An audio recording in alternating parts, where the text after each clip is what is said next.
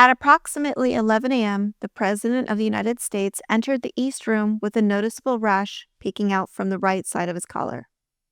His orange makeup appeared patchy, as if he had been told at the last minute he had an event to attend.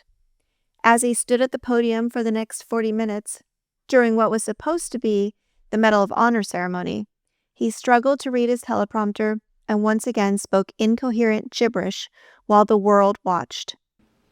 Finally, we honor one more American soldier, a fallen warrior of wars, and really terror. Trump said that when introducing a Medal of Honor recipient. It was just the latest reminder of how much danger we are in with him as the president. This is the man who just started a war that has now engulfed an entire region in chaos. And that was just the beginning.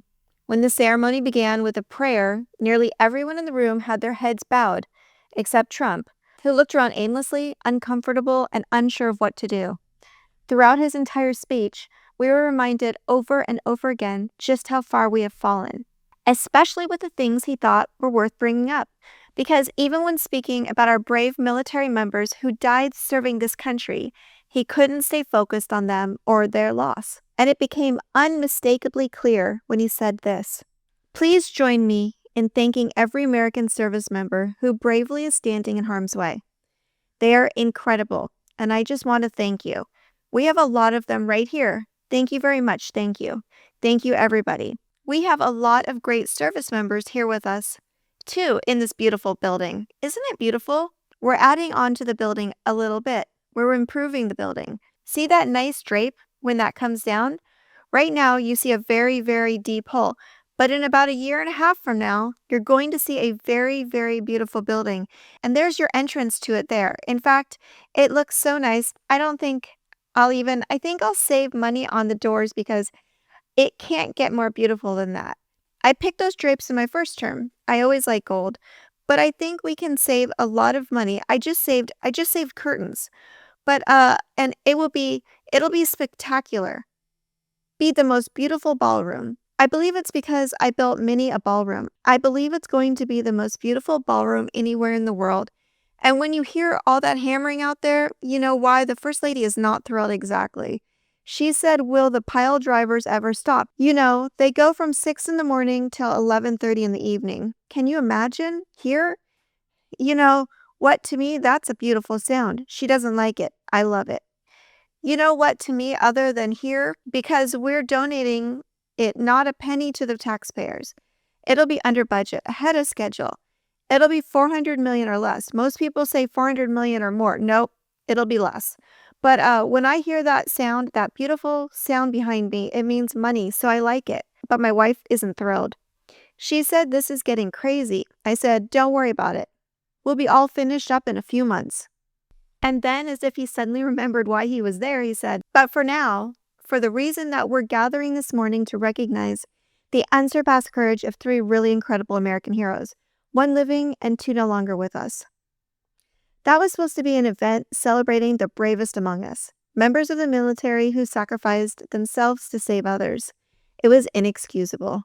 And every single day that the President of the United States represents this country in his deteriorating condition is another day we fall deeper into uncharted territory on the world stage. And I want to say something really quick. I'm not sharing any of this because it's fun or because I take pleasure in pointing out someone who is clearly in distress, especially an older person, because if we are lucky, we will all get the opportunity to age, and challenges often come with aging. The reality is, I share this because I want a safe future for my daughters. I want a safe future for all of the world's children. And this man is destabilizing the entire world. The fact that he's being allowed to make decisions that are costing American lives, and frankly, anyone's lives, in his current condition is unconscionable. I don't want to be writing this. I don't want to be saying this. But there needs to be a record of what is happening in our country. We need future generations to be able to look back and see the signs that have brought us to what I fear is a breaking point for our country and the world. Because whatever's coming, we're seeing the warning signs right now. And the only thing we can do in this moment is to tell the truth and to make sure as many people as possible know what is actually happening. And he also did something else during that speech that wasn't just all his own doing. It was too planned and too perfectly placed for Trump to have orchestrated it alone. He told the story of Master Sergeant Rodney Edmonds, a story that deserves to be told with gravity and reverence, and one that I always hold in my heart as the ultimate act of bravery. In 1945, inside a German POW camp, a Nazi commandant ordered all Jewish American soldiers to report to roll call the following morning, and everyone there knew what that meant: certain death. Edmonds, the highest-ranking American in the camp, told all 1,200 men to stand together. And the next morning, when the Nazi commandant demanded that all of the Jewish soldiers step forward, every soldier stepped forward, not just the Jewish ones. And when the commandant pressed a pistol between Edmonds' eyes and accordingly to Yad Vashem Center, screamed, "They cannot be all Jews," Edmonds looked back and said, "We are all Jews here." The Nazi officer lowered his weapon, and over 200 lives were saved. Master Sergeant Edmonds' son was presented his father's medal. It was a touching moment that most in the room felt deeply, but not Trump. Try as he might, he kept the same monotone voice and quickly pushed through that sacred moment before moving on. Edmonds deserved that medal. It was long overdue, but the whole ceremony was for theater and show. Trump does not care about any of these men, and the irony of staging this ceremony while at least 6 Americans lie dead from a war he just started is beyond offensive. But his enablers did it because it's what all authoritarians do. It's the pattern that they all follow. Scholars call it moral laundering.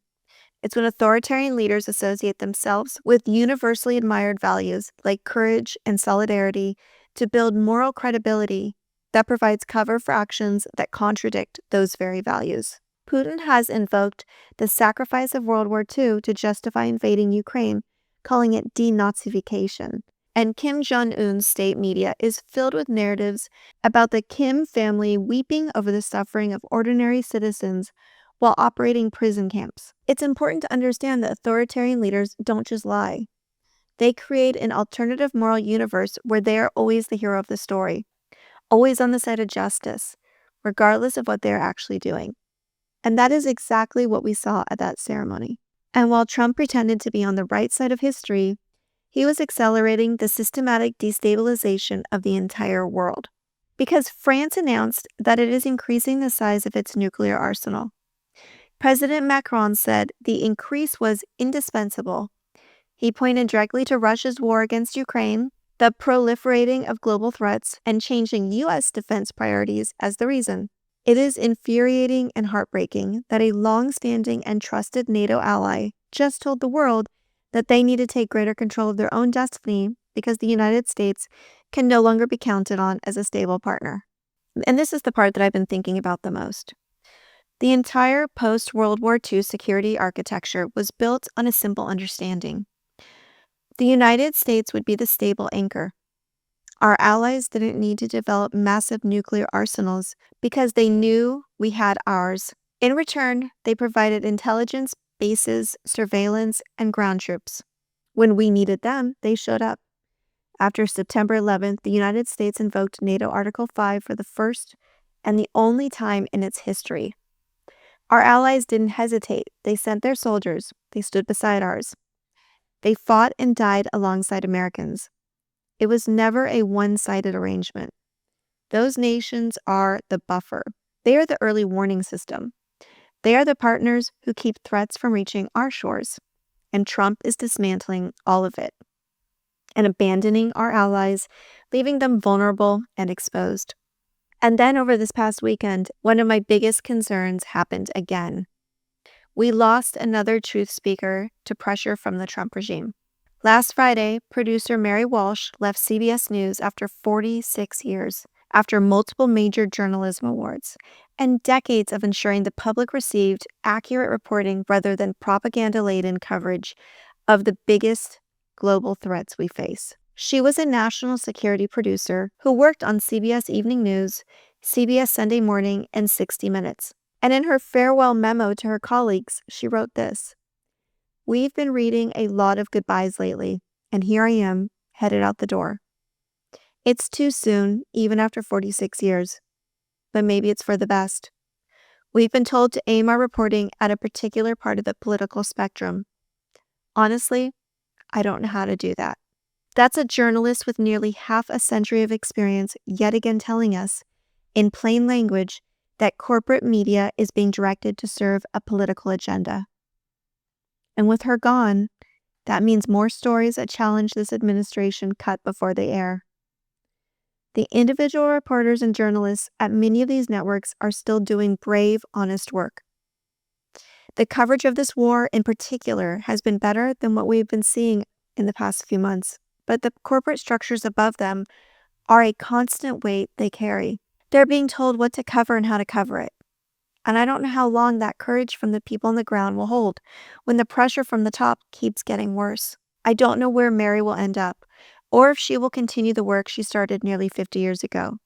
But if she chooses to continue, we must support her. She walked away instead of breaking her journalistic principles, and that matters more today than ever. This is yet another reminder that I feel I've had to say with more frequency than I like.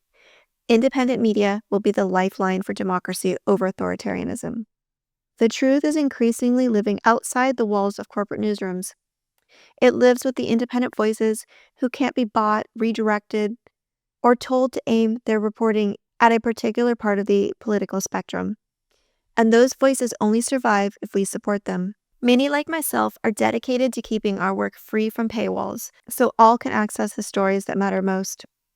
But that is only possible because of the generosity of those who support it through paid memberships. Those who can pay are the reason those who can't still have access. If you've been thinking about becoming a paid subscriber, now is the time.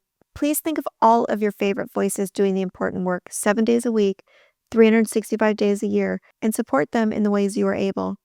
Subscribe to them, share their posts. We are watching corporate media get gutted, and the only thing standing between this regime and total control of the narrative is people refusing to be silent. There is so much happening right now, so fast, that it's easy to feel overwhelmed, and that's by design too. The chaos is strategy. When everything is on fire, it's hard to know where to look. But I want to bring it back to the central truth of the moment. The President of the United States is not fit for office. He is physically declining. He is mentally diminished. He was struggling to stay awake during a ceremony for fallen heroes. He spent more time talking about curtains and construction costs than about the Americans who died because of his decisions. He is surrounded by people who are using his decline to consolidate their own power, and they are destabilizing the entire world in the process. But we also saw an outliner who might normally be lumped into the elite rich, trying to take over the world, but instead put humanity over profit and power. Anthropic, the company behind the AI assistant Claude, just hit #1 on Apple's App Store. And here's why that matters. The Trump administration ordered agencies to stop using Anthropic technology after Anthropic refused to drop safeguards on mass surveillance and fully autonomous weapons. Trump ordered federal agencies to stop using it. In retaliation, Pete Hegseth, the Secretary of the Department of War, designated Anthropic a supply chain risk. And the American public responded by downloading the Claude app in record numbers. Free users went up over 60%. Signups quadrupled. It went from outside the top 100 to #1. That's Americans voting with their wallets. That's people choosing deliberately to move away from companies aligned with the regime and towards ones that are standing up. And it shows something that I think a lot of people on both sides underestimate. The people who use these tools, the very people we assume are aligned with MAGA, are not. They're making the same kind of economic choices that so many of us are making. And when you see that kind of movement, when you see a company punished by the government and rewarded by the people, that is resistance working in real time. That's what this moment is asking of us. Not to be fearless, but to stand together anyways.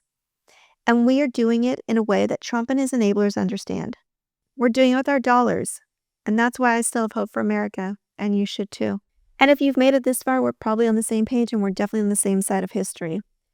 I could use your help spreading this message. I'm trying to reach as many people as possible ahead of the midterms. So if you can, please take a moment, make sure that you're subscribed to my channel, hit the like button, or give it a thumbs up, share it, anything you can do to tell the algorithm to keep sending it to more people. And for all of my daily posts, you can find me on Substack just by searching Heather Delaney Reese, and I've included a link for you below. And there's a free option so that you can see everything I write. And remember, no matter how dark the days get, I will be here every single day, and together, we will always have hope for America. I'll see you tomorrow.